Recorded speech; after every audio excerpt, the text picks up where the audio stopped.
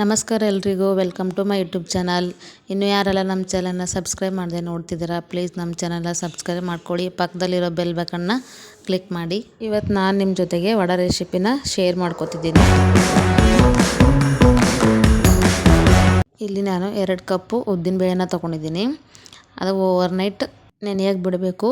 ಅದಾದಮೇಲೆ ಮಿಕ್ಸಿ ಹಾಕಬೇಕಾದ್ರೆ ಅದಕ್ಕೆ ಒಂದು ಸ್ವಲ್ಪ ಹಸಿ ಶುಂಠಿ ಮತ್ತು ಒಂದು 2ರಿಂದ 3 ಹಸಿಮೆಣಸಿನಕಾಯಿ ಮತ್ತು ಸ್ವಲ್ಪ ಕಲ್ಲುಪ್ಪನ್ನ ಹಾಕೋತಿದ್ದೀನಿ.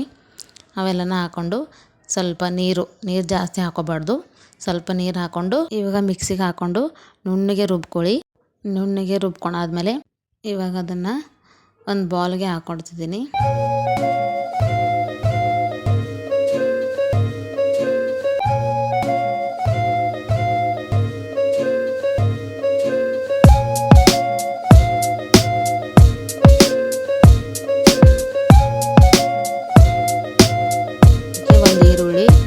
ಸ್ವಲ್ಪ ಕೊತ್ತಂಬರಿನ ಹಾಕ್ಕೊಂಡು ಚೆನ್ನಾಗಿ ಮಿಕ್ಸ್ ಮಾಡಿಕೊಂಡು ಇವಾಗ ಸೈಡಲ್ಲಿ ಒಲೆ ಮೇಲೆ ಎಣ್ಣೆ ಕಾಯಕ್ಕೆ ಇಟ್ಟಿದ್ದೀನಿ.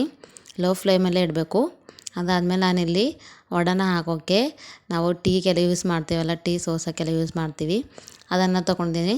ಯಾಕಂದರೆ ಸ್ವಲ್ಪ ನೀಟಾಗಿ ರೌಂಡಾಗಿ ಬರುತ್ತೆ ಅಂತ ಹೇಳ್ಬಿಟ್ಟು ಅದನ್ನು, ಇಲ್ಲಾಂದರೆ ನೀವು ಕೈಯಲ್ಲಿ ಕೂಡ ಹಾಕ್ಕೊಳ್ಬೋದು.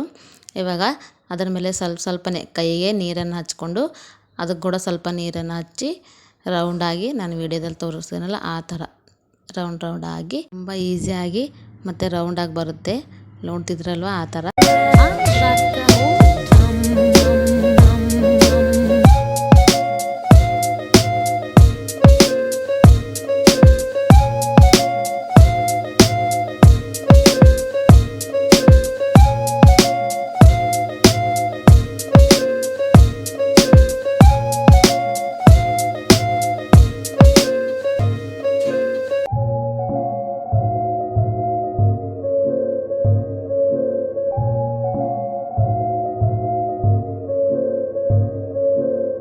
ಸೇಮು ಎಲ್ಲನೂ ಇದೇ ಥರ ಹಾಕ್ಕೊಂಡು ಚೆನ್ನಾಗಿ ಮೀಡಿಯಮ್ ಫ್ಲೇಮಲ್ಲಿ ಇಟ್ಕೊಂಡು ಚೆನ್ನಾಗಿ ಬೇಯಿಸ್ಕೋಬೇಕು.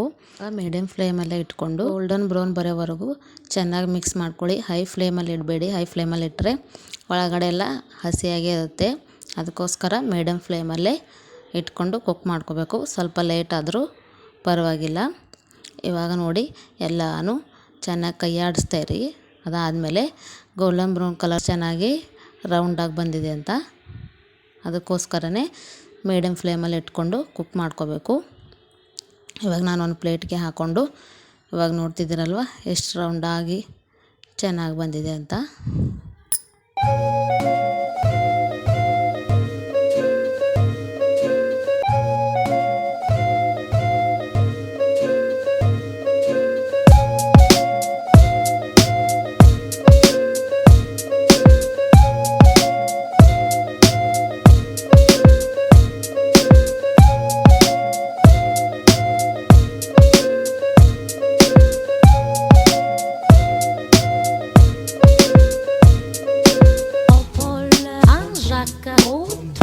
ಇವಾಗ ನೋಡಿ ರೆಡಿಯಾಗಿದೆ ನಮ್ಮ ವಡೆ ರೆಸಿಪಿ. ಇವಾಗ ನಾನು ಇದಕ್ಕೆ ಕಾಂಬಿನೇಷನ್ ಆಗಿ ಶೇಂಗಾ ಚಟ್ನಿನ ಮಾಡ್ಕೊಂಡಿದ್ದೆ.